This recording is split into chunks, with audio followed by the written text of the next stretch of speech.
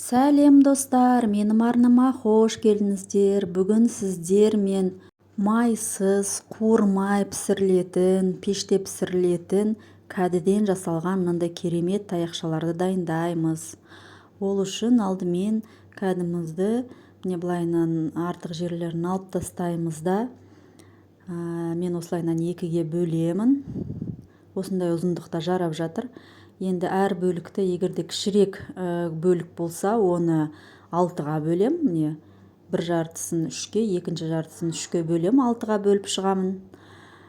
Ал егерде кәдімнің мынандай үлкенірек бөлігі болса, оны 8-ге бөлем, яғни әр жарты бөлігін 4-ке бөліп шығам. Барлық кәдімізді, яғни орысша айтқанда кабачкиімізді осылайынан бөліп дайындап аламыз. Міне үлкендігі осындай болып шығады. Енді осы кәдімізді бір ыдысқа салып, жақсылап тұрып тұздап, оны араластырып, бір 10 минутқа қойып қоямыз. Енді ол кәдіміз тұзы сіңіп тұрғанша қалған ингредиенттерді дайындаймыз.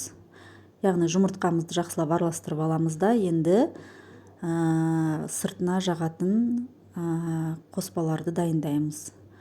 Алдымен панировочный сухариімізді, сосын паприкамызды, сухой чеснок, және мен олардың қасына орегано қосамын.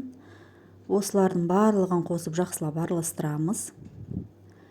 Ал енді 10 минутымыз өтті. Міне енді кәдімізді жартысын, барлығын емес, жартысын пакетке салып, оның үстіне бір қасық ұнымызды салып, пакеттің бетін жауып, жақсылап тұрып араластырамыз. Осылай араластырған кезде біздің ұнымыз кәдіге біркелкі жағылатын болады.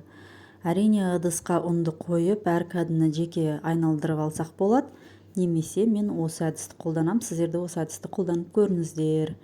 Өте жеңіл, жылдам жасалады.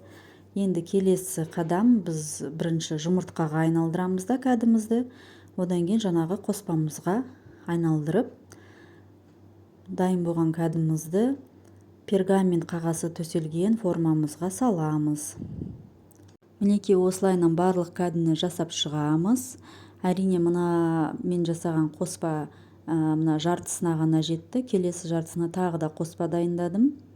Одан кейін осы дайын болған кәдіні енді алдын ала қызып тұрған, 200 градуста қызып тұрған пешке салып 30 минут пісіреміз. Мінекей біздің кәдіміз дайын болды, өте керемет, дәмі деген тіл үйіреді. Міндетті түрде жасап көруге кеңес беремін. Достар, менің арнама тіркеліп, лайк басып, комментарий жазуды ұмытпаңыздар.